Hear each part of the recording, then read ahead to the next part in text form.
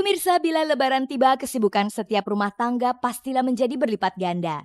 Untuk menyambut hari bahagia itu, berbagai hal yang tidak dilakukan pada hari-hari biasa akan dikerjakan orang. Kebiasaan Lebaran adalah membuat kue dan makanan yang enak-enak untuk keluarga atau tamu-tamu yang datang. Namun ironisnya di hari yang sibuk itu tenaga untuk mengerjakannya justru berkurang. Para pembantu rumah tangga yang selalu siap meringankan beban rumah tangga.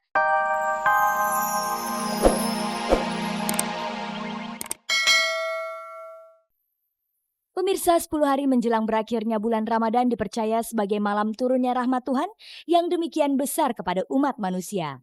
Di salah satu hari dari 10 hari terakhir pada tanggal-tanggal ganjil bulan Ramadan itulah datangnya malam Lailatul Qadar atau malam yang lebih baik daripada 1000 bulan. Malam itu adalah saat turunnya Al-Quran. Siapa saja yang menjalankan ibadah pada malam Lailatul Qadar itu sama nilainya dengan ibadah selama 1000 bulan. Pemirsa, setiap umat muslim pasti merindukan datangnya malam Lailatul Qadar.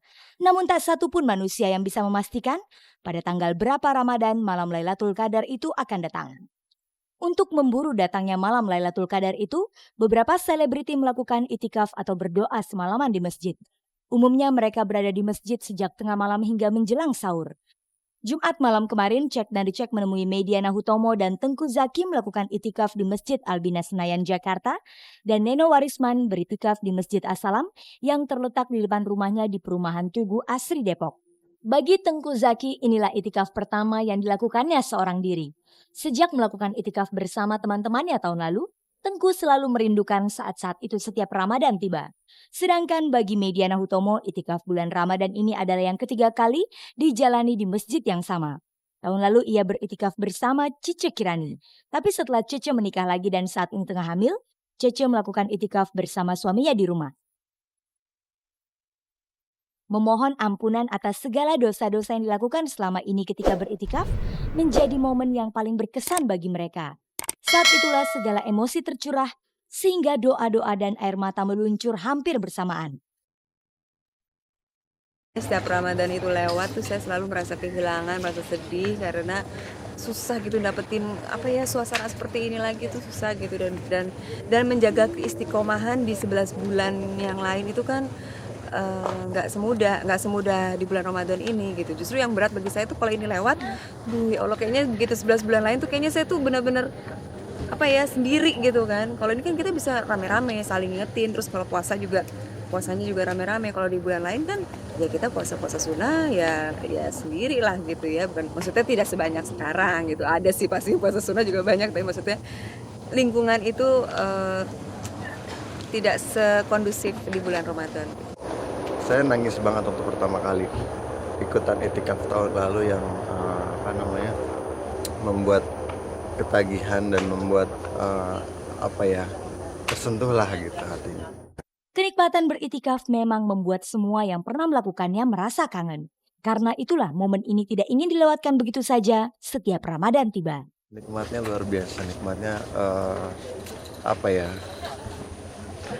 nggak bisa ditemuin di lain waktu gitu istilahnya kan. Di bulan Ramadan ini bulan yang suci, bulan yang penuh berkah, penuh rahmat gitu ya.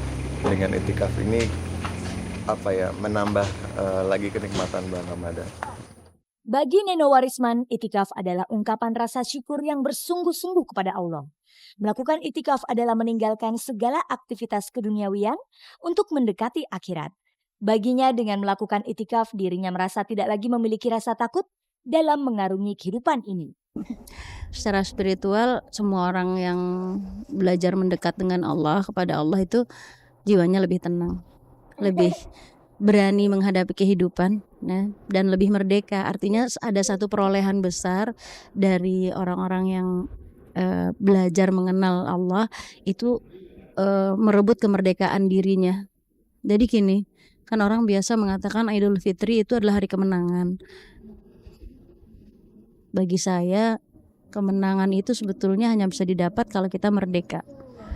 Hanya hamba-hamba yang merdeka benar, yang bebas dari penjajahan apapun saja kecuali mau diatur oleh Allah lah dia yang menang. Dan itu butuh, artinya la'alakum tatakun, menjadi orang takwa itu berdarah-darah gitu.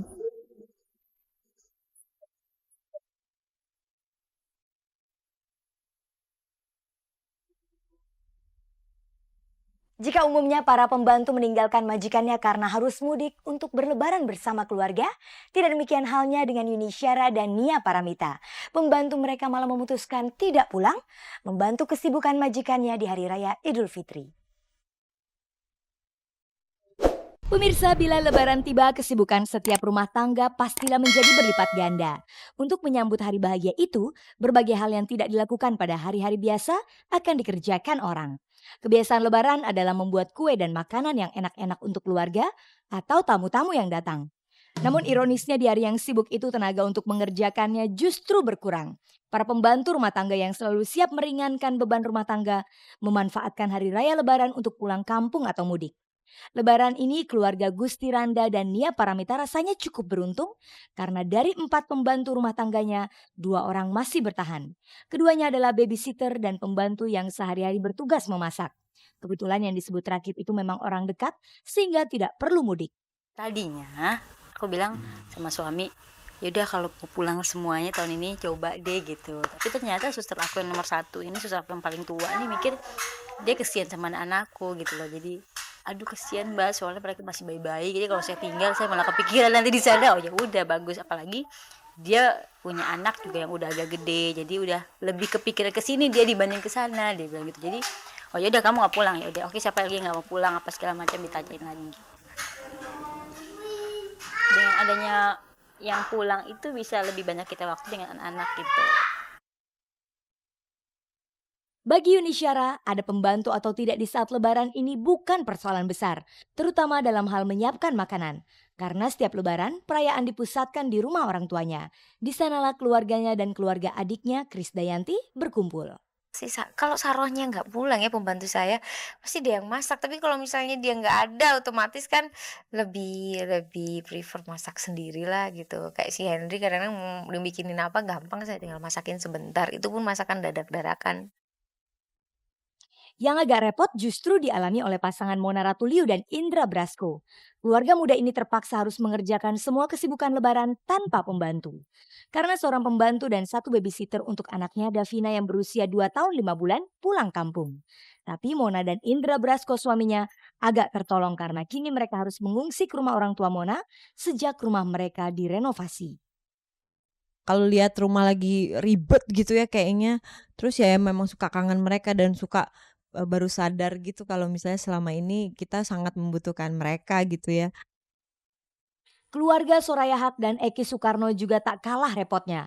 Dari 5 orang pembantu mereka yang masing-masing bertugas memasak, mengurus binatang peliharaan, sopir dan untuk bersih-bersih, tinggal 1 orang yang tersisa. Dengan kepergian mereka terpaksa Ayah dan suaminya gotong royong. Eki kadang kebagian tugas memasak dan Ayah mencuci piring. Pekerjaan lain terpaksa dicicil berdua. Dibikin santai aja deh gitu ya. Wah, kalau dibikin jadi sesuatu ya wah gitu kan sakit kepala semua enggak lah. Jadi maksudnya apapun keadaannya ada atau tidak ada pembantu harus dibikin santai.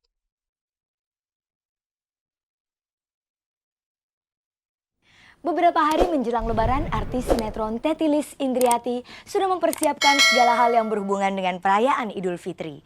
Mulai dari makanan kesukaan anak-anaknya, sampai pakaian seragam yang bakal mereka kenakan pada saat lebaran.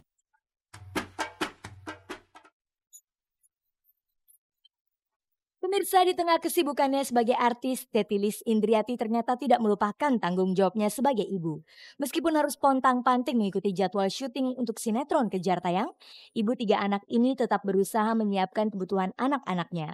Menjelang Hari Raya Idul Fitri ini misalnya, wanita kelahiran Bogor 8 November 1957 ini membuat kue dan makanan kesukaan anak-anaknya. Bukan hanya makanan, tapi juga pakaian anak-anaknya untuk lebaran. Padahal kedua putrinya, Marcella Zalianti dan Olivia Zalianti, bukanlah anak-anak kecil lagi. Keduanya bahkan sudah bisa memenuhi kebutuhan hidup mereka sendiri. Maklum, selama ini keduanya dikenal sebagai artis. Kena anak-anak baju, walaupun mereka udah bisa beli sendiri tapi aku tetap beliin mereka juga gitu. Mama malahan sampai mama udah kita udah pada punya gitu, mama jangan beli lagi sampai di stop gitu. Yang nggak tahu ya udah mendarah daging, udah satu kebiasaan. Aku seorang ibu. Soal kemampuannya membuat kue, menurut Tetilis merupakan buah kebiasaan melihat mamanya membuat kue dan melihat resep. Tapi minat itu sekarang tidak dimiliki oleh anak-anaknya. Tetilis mengaku agak kecewa. emansipasi sedemikian rupa kan orang-orang wah emang bicara